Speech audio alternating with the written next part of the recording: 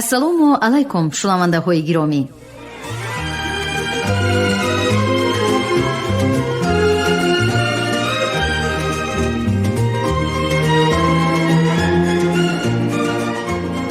гуфторамонро аз силсилаи хониши адабӣ аз рӯи асари асосгузори сулҳу ваҳдати миллӣ, пешвои миллат, президенти ҷумҳурии тоҷикистон муҳтарам эмомалӣ раҳмон уфуқҳои истиқлол оғоз менамоем. гуфтори 11. рови ализода абдурашид хоҷампур. ما با مقصد دستگیری ساحه توریسم در کشور، واردات تجهیزات و مصارح ساختمان انشاءات سیاحی را از پرداخت‌های اندازی و گمرکی و اینچنین از سال 2017 شرکت‌های توریستی را در 5 سال اولی فعالیتشان از پرداخت انداز از فایده آزاد می‌نماییم. در نتیجه جلب خدمت‌رسانی و محصولات سیاحی ملی تأمین گردیده برای واردشوی جمهوری تاجیکستان به نظام بازار جهانی خدمت‌رسانی توریستی زمینه استوار گذاشته شد. مهیا نمودن شرایط خوب خدمت‌رسانی در موضع‌های استراحت و فراغت کشور، استفاده ثمرناک ذخیره‌های طبیعی، معرفی شایسته طبیعت زیبا و پیش از همه تأمین صلح و آرامی در جمهوری امکان می‌دهد که کشور ما در یک مدت کوتاه در قطار مملکت‌های از جهت قبول سیاحان پیشرفته عالم مقام ارزنده خود را پیدا نماید.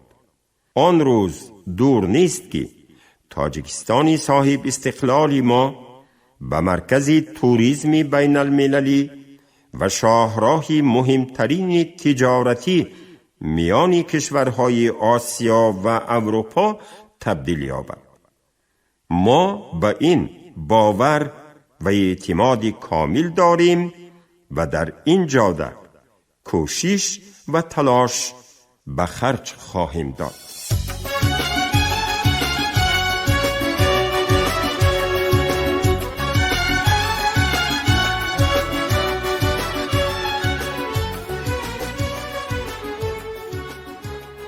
نهم.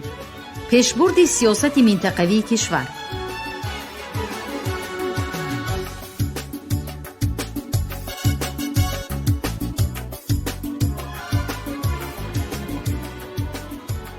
دولت و حکومت جمهوری تاجیکستان تا حال تمامی واسطه و امکانیت‌های موجوده را به خاطر پیشرفت همه منطقه‌های کشور روانه کرده ایستاده است تا که برای شهروندان خود شرایط هرچی بهتری کار و فعالیت و زندگی ارزنده مهیا نماید. شهر و ناحیه‌های جمهوری برای تطبیق اصلاحات اقتصادی و پیشرفت کشورمان سهمگذار می باشند. در سطح منطقوی نه تنها مشکلات و انتظاری‌های مردم بیشتر عیان می گردد، بلکه ثمرناکی استفاده امکانیت و اقتدارها نظررس معلوم می شود. به طور دیگر رشد محرک مهمی تشکیل شرایط مساعد برای انکشاف قوه‌های استحصال کننده و سطح بلند زندگی می باشد. بنیاد گردیدن بناهای خوش‌طرح و زمانوی، راه و پل‌های جوابگوی به طلبات معاصر، صدها انشاءات استحصالی و اجتماعی و تجارتی و خدمت‌رسانی باعث آباد و زیبا گردیدن وطن محبوبمان و خیلی بهتر شدن شرایط زندگی و فعالیت ساکنان آن در منطقه‌های گوناگون کشور گردیده است.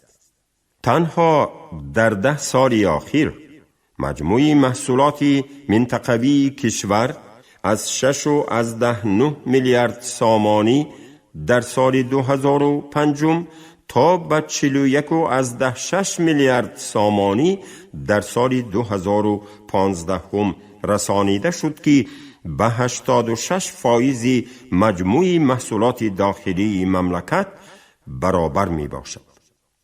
ما هنوز از روزهای اولی فعالیت خود در برابر اندیشیدن چاره‌های مؤثر دایر بر رشد تمام شهر و ناحیه‌های مملکت به پیشرفت ناحیه‌های دوردست کوهستان توجه مخصوص ظاهر کرده در این جهت تدبیرهای ضروری را عملی نمودیم.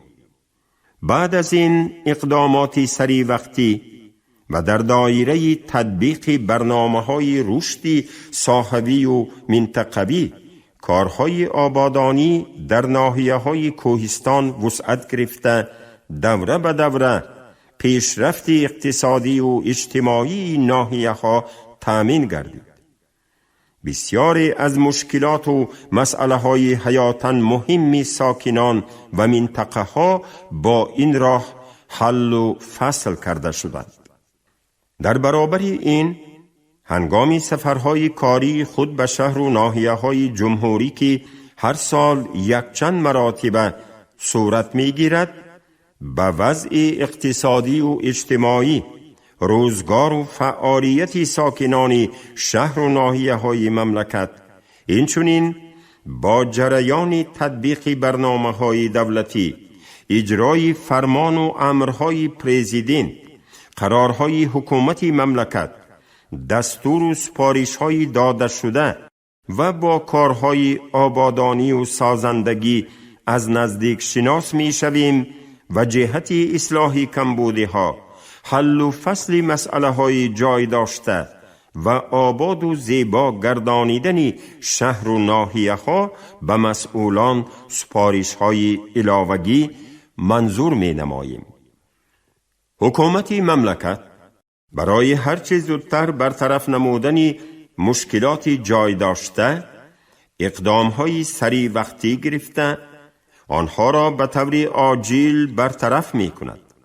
چنانچه برای رفع عاقبت آفت طبیعی، سیل و زمین لرزه در ناحیه‌های ولایت سوخت، ناحیه شغنان ولایت مختار کوهستان بدخشان، یک قطار ناحیه‌های وادی رشت و ولایت ختلان، تدبیرهای ضروری به طور تعجیلی عملی کرده شدند و به اهالی کمک‌های اولیه رسانیده شد. در نوبت اول منزل‌های زیست اهالی و انشاءات خراب گردیده از جمله راه و پل‌ها، مکتب و مؤسسه‌های طبی، خط‌های انتقال برق را برقرار نموده به این مسئله‌ها افضلیت دادیم. در زمینه دستور و سپارش‌های مشخص تا امروز برای بلند برداشتن وضع اقتصادی و اجتماعی شهر و ناحیه‌ها و درست براه ماندن سیاست منطقوی، برنامه‌های میان مهلتی رشد اجتماعی و اقتصادی در اکثر شهر و ناحیه‌های کشور تهیه و قبول گردیدند. عملی گردیدن برنامه‌ها در شرایط جاری گشتن مناسبت‌های نوی اقتصادی پیش از همه به استفاده ثمرناک ذخیره‌های محلی وابسته می باشد. مکانیزم از سطح جمهوریوی به سطح منطقه ها گذاشتن قسم زیادی وکالت ها پیش از همه به ساحه های اجتماعی تأثیر مثبت می رساند. در نتیجه مبلغ گذاری ساحه های مهم رشد انسانی مثل تندرستی و معارف در حجم زیاد بیشتر از 70% از حساب بودجه محلها عملی می شود.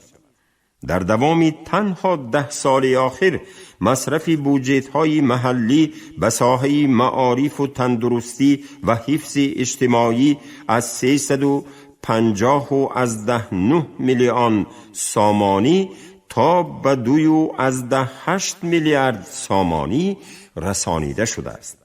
همه ساله برای پوشانیدن خراجات بودجه محلها، مخصوصاً ناحیه‌های دوردست کوهستان، از بودجه جمهوریوی مبلغ‌های مقصدناک سوبونسیا جدا کرده می شوند.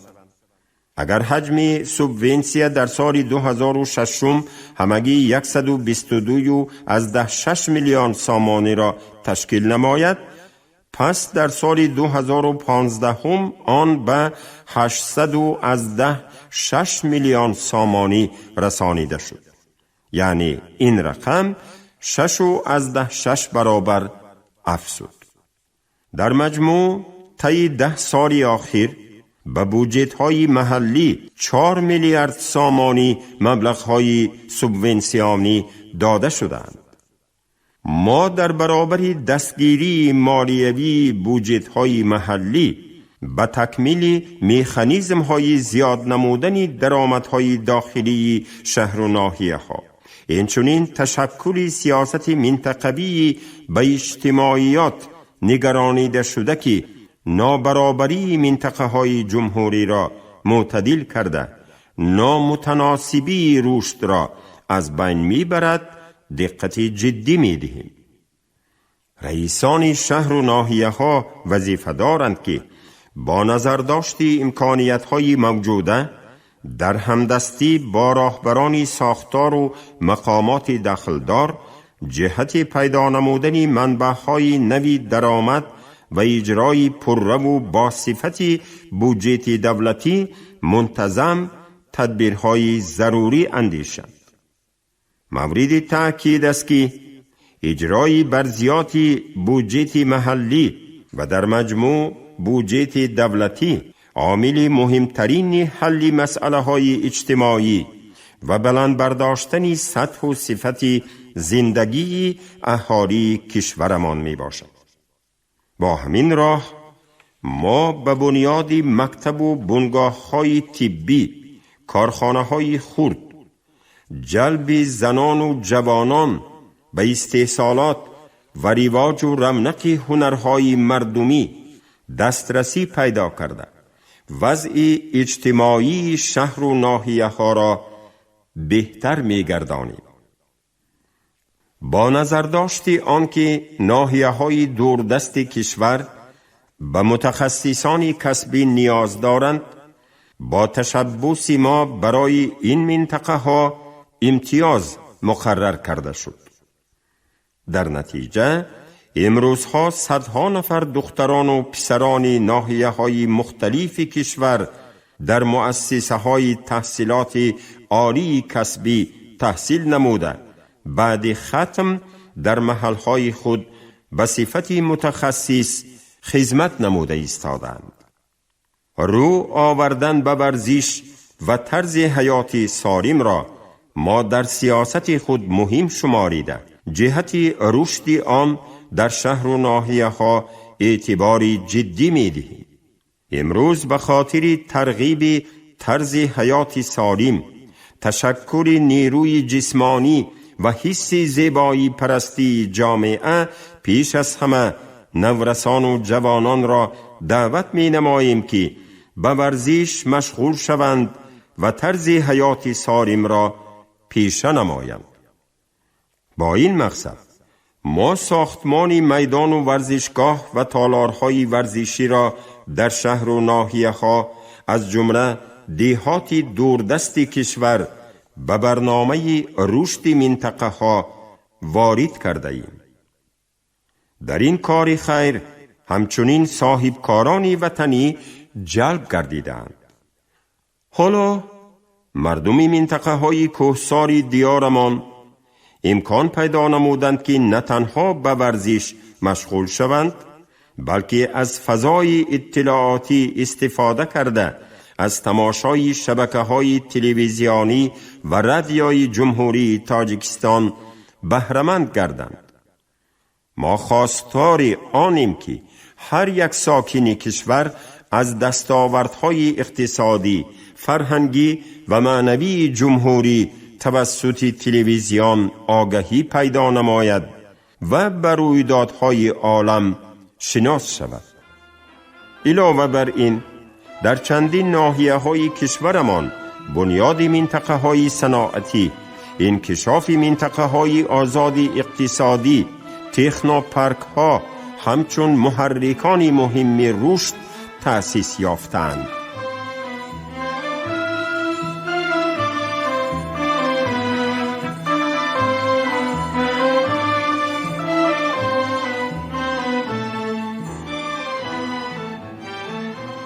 برای ناحیه‌های کوهستان، راه‌های ماشینگرد واسطه اساسی رفت و آمد مردم و انتقال بار و محصولات می باشد. در رابطه با این، راهبران وزارت و اداره‌های داخلدار و مقامات اجراییه حاکمیت دولتی ولایت‌ها و شهر و ناحیه‌ها وظیفه‌دار کرده شدند که به مسئله وسعت بخشیدن کارهای تعمیر و تجدید راه‌های داخل شهری و بین ناحیوی، بین جماعت‌های و دیه‌ها و دیگر محل‌های اهالی نشین، اینچنین با آب تازه آشامیدنی تأمین نمودن اهالی اعتبار دائمی دهند.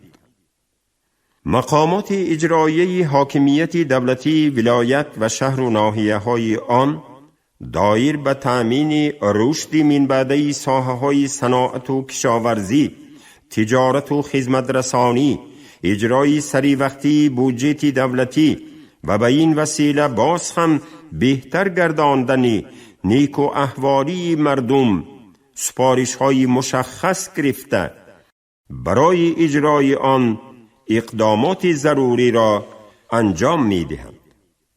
امروزها مکالمه دولت و بخش خصوصی در جمهوری تاجیکستان در سطح منطقوی نیز رشد و توسعه یافته، عین زمان در نزد رئیسان ولایت مختار کوهستان بدخشان، ولایت‌های ختلان و سوخت، شهرهای کولاب، استروشن، اسفره، پنجکند و ناحیه فرخار، شوراهای مشورتی دایر به بهتر نمودن فضای سرمایه گذاری تأسیس داده شدند.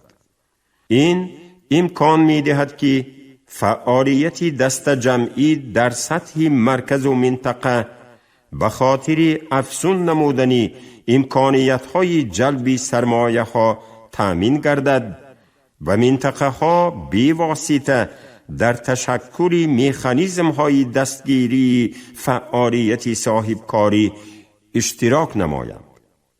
البته در این سمت ما فعالیت را افزون می‌گردانیم.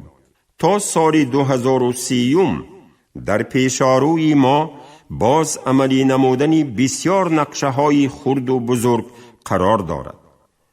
ما با کم نمودن تفاوت بین شهر و دیهات، بین منطقه های مأموری جمهوری از جهت محیط زیست، با توجه نمودن به مسئله های ثمره بخشی شغل و تأمین دسترسی به خدمت رسانی زمینوی اجتماعی، مخصوصاً معارف و تندرستی، کوشش های دست جمعی را من بعد سرعت می بخشیم.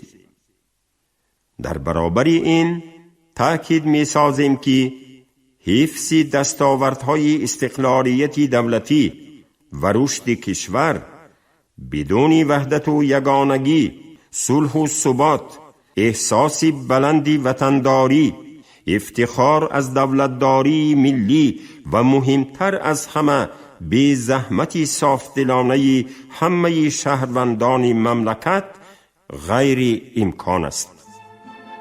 اطمینان کامل داریم که ساکنان همت بلند و به آر و ناموس شهر و ناحیه های کشور من بعد نیز با زحمت صادقانه و وطن دوستانه خود جهت عملی گردیدن نقشه های سازنده دولت و حکومت، تقویت اقتدار دولت ملی امان، تحکیم وحدت ملی و آباد و زیبا گردانیدن کشور کوشش و تلاش‌های وطن دوستانه خود را دریغ نمی‌دارند.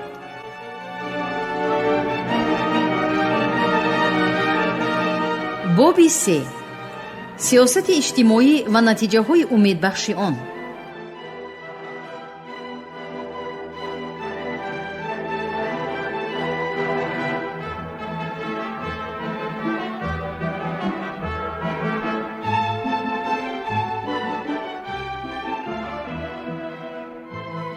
به دست آوردن استقلالیت دولتی به دوره خیلی تیز و تندی روند جهانی شوی راست آمد و این ضرورت هرچی بیشتر توجه ظاهر نمودن به دریافت راه‌های حل مسئله‌های مبرم حیات اجتماعی را پیش آورد.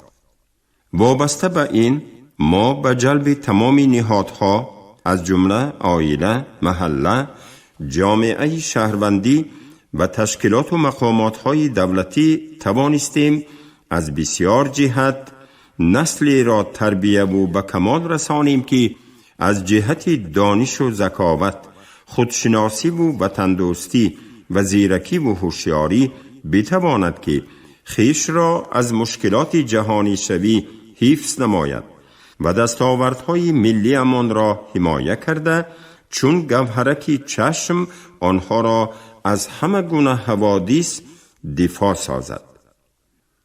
در این زمینه پیش از همه تشکل جهانبینی معاصر که بر اساس سنت و عنعنه‌های گذشته خلق و دستاوردهای نوین امروزه ظهور می کند در مد اول قرار می گیرد. خلق ما را ضرور است که در رفت چنین مبارزه های شدید غایوی و ایدئولوژیکی در فضای اطلاعاتی جریان می گیرند، من بعد زیرکی سیاسی را از دست نداده فریفته بازی های ژئوپلیتیکی و خواجگان پسی پردگی کشورهای بیگانه نشوند، از هر وقت دیده به قدر استقلالیت و آزادی رسند، کامیابی های به دست آمده را حفظ کرده برای دولت سازی و ملت سازی کمر همت بندند و جسورانه و دلپرانه جامعه صفتاً نو را بنیاد نمایند. در مدت 25 سال استقلالیت ما در حیات اجتماعی کشورمان به دگرگونی‌های کلی نائل گردیدیم و رشد سرمایه انسانی را برای پایداری دولت ملی امان در مد اول قرار دادیم. در برابر این جهت پست کردن سطح کمبزاعتی، تشکیل جایهای نوی کاری، تنظیم مهاجرت کاری، اداره روندهای مربوط به درآمد و خراجات پول اهالی، پرداخت نفقه و کمک پولی ها، ساختمان انشاءات اجتماعی، تأمین حفظ سلامتی اهالی، رشد علم و معارف، تندرستی، فرهنگ، بهتر کردن حفظ محیط زیست و غیره چندین برنامه‌های دولتی را قبول و در عمل تطبیق نمودیم. تطبیق هدف‌های در این برنامه‌ها طرح‌ریزی شده نشان دادند که جمهوری تاجیکستان طبق مقررات کنستیتوسیا همچون دولت اجتماعی واقعاً حل و فصل مسئله‌های ساحه اجتماعی حیات جامعه را به حیث سمت افضلیتناک سیاست دولت اعتراف و در عمل تطبیق می نماید.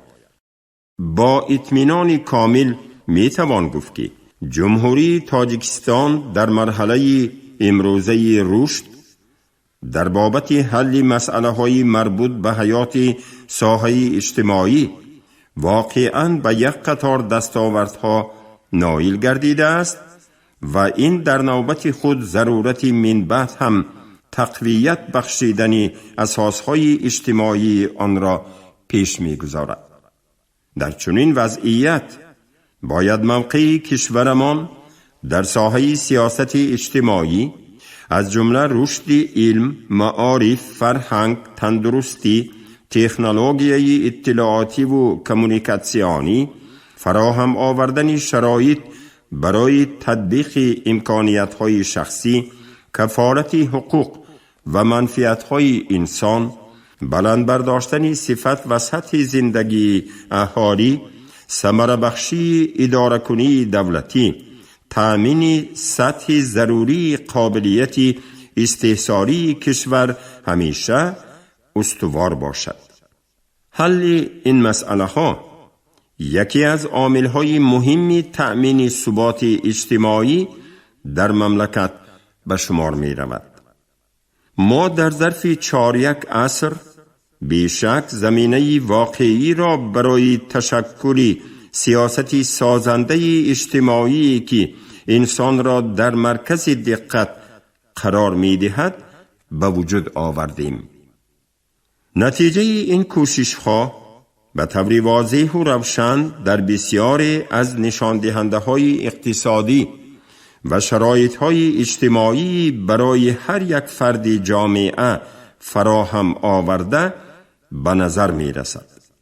ذکر این اندیشه را می توان با بعضی نشاندادها اساسناک کرد و زمینه های سیاست من بعده دولت را در آینده معین نمود. ما در این راه پیش از همه به دستگیری علم و معارف افضلیت بیشتر داده جهت حل مشکلات این ساحه های حیاتاً مهم اقدام های جدی را تطبیق گردانیدیم.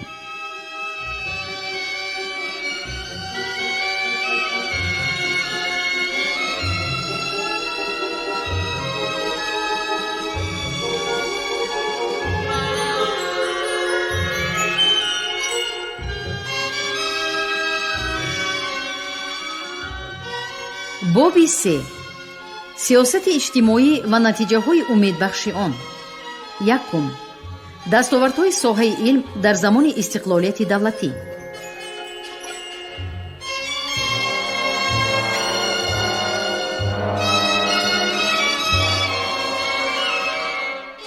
در مرحله اول استقلالیت دولتی در سمت تشکیل و استفاده ثمرناک علم نیز مسئله های حل طلب زیاد به میان آمدند. با نظر داشت این، حکومت جمهوری تاجیکستان از روزهای اول در برابر عملی نمودن تدبیرها در سمت به اعتدال آوردن وضع سیاسی کشور، خاموش ساختن جنگ شهروندی، برقرار کردن فعالیت ساختار و مقامات فلج گردیده حاکمیت دولتی جهت تحکیم بخشیدن و دوره به دوره فراهم آوردن شرایط مساعد برای فعالیت ثمرناک مؤسسه‌های علمی چاره‌های سودمند اندیشیده در این سمت تعمیر و برقرارسازی مؤسسه‌های علمی را آغاز نمود. در یک مدت کوتاه بسیاری از مؤسسه‌های علمی از نو تعمیر شده، پایه مادی و تکنیکی آنها برقرار گردید. برای کادرهای علمی شرایط مهیا گردید که به تحقیقات علمی مشغول شوند و مسئله‌های حیاتاً مهم را مورد پژوهش قرار دهند.